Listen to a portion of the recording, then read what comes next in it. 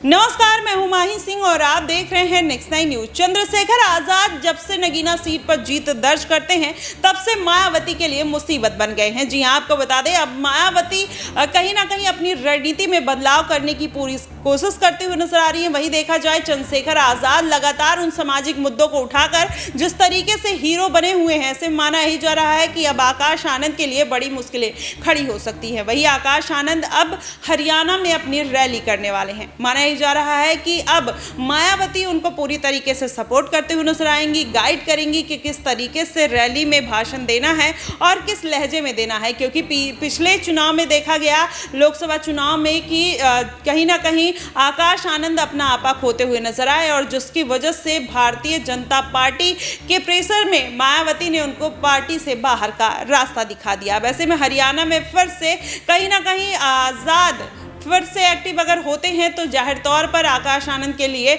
मुश्किल खड़ी हो जाएगी। वहीं मायावती ने हरियाणा में ही नीलों के साथ गठबंधन किया है। आकाश आनंद अगर जाट वोट बैंक को साधने का प्रयास करते हैं तो जाहिर तौर पर युवाओं का हुजूम भी उनके साथ आता हुआ दिखाई देगा। लेकिन वहां पर अगर चंद्रशेखर आजाद एंट्री मार लेते हैं तो कहीं ना कहीं ये कॉम्पिटिशन भी टफ हो जाएगा। ऐसे में विधानसभा चुनाव अलग अलग राज्यों में है, हरियाणा में है, दिल्ली में है, बिहार में है। ऐसे में मायावती अलग अलग राज्यों में कहीं ना कहीं अपने प्रत्याशियों को उतारने की तैयारी भी कर चुकी हैं और अंदर ही अंदर कहीं ना कहीं प्रत्याशियों की लिस्ट भी तैयार हो चुकी है। वैसे में अगर रैली होती है तो उसका जो असर है वो कितना पड़ता हुआ नजर आएगा। मायावती क्या फिर से अपना वही पुराना जनाधार खड़ा कर पाएंगी या चंद्रशेखर आजाद की वजह से उनको एक बार फिर से बड़ा झटका लग सकता है। वहीं बिहार की अगर बात करें तो बिहार में चंद्रशेखर आजाद भी पप्पू यादव और हिना साहब को लेकर कहीं ना कहीं पहले से एक्टिव नजर आ रहे थे। वहां की जनता के साथ जाते हैं, इंटरेक्ट करते हैं और इनके लिए चुनाव प्रचार करते हुए भी नजर आते हैं।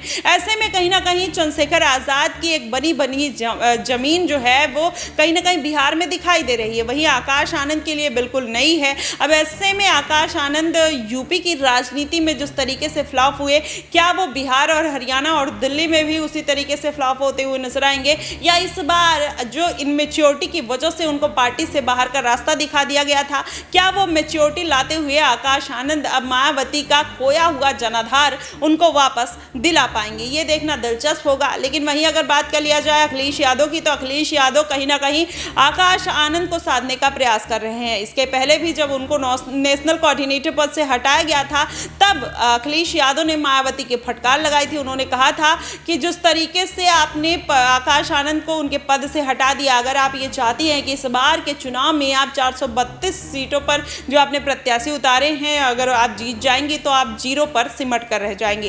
कहीं ना कहीं अखिलेश यादव की ये बात जो है वो सच साबित होती है और मायावती को एक भी सीट नहीं मिलती है। शायद मायावती को वही गलती सुधारने के लिए इस बार फिर से आकाश आनंद की वो एंट्री कराती हुई नजर आई और ये एंट्री उनके लिए कितनी फायदेमंद होगी और जो इनेलो के साथ उन्होंने गठबंधन किया हरियाणा में, उसका कितना फायदा मायावती को देखने को मिलेगा, ये भी देखना दिलचस्प होगा। फिलहाल अभी जो समीकरण बनते हुए नजर आ रहे हैं, चंद्रशेखर आजाद कहीं ना कहीं मायावती और आकाश आनंद से आगे जाते हुए दिखाई दे रहे हैं। अगर आकाश आनंद भी समाज के उन तमाम छोटे बड़े मुद्दों को उठाते हुए नजर आएंगे तो जाहिर तौर पर कहीं ना कहीं जनता के बीच वो भी हीरो बन सकते हैं। ऐसे में युवा हैं आकाश आनंद भी और चंद्रशेखर आजाद भी। अगर युवाओं को शिक्षा, बेरोजगार और महंगाई जैसे मुद्दे पर बात करेंगे तो जाहिर तौर पर एक जनाधार दलित वोट बैंक हो, चाहे ओबीसी वोट बैंक हो, चाहे मुस्लिम वोट बैंक है, वो आजाद और मायावती और आकाश आनंद की तरफ आता हुआ जरूर दिखाई देगा। फिलहाल देखना दिलचस्प होगा कि इस बार के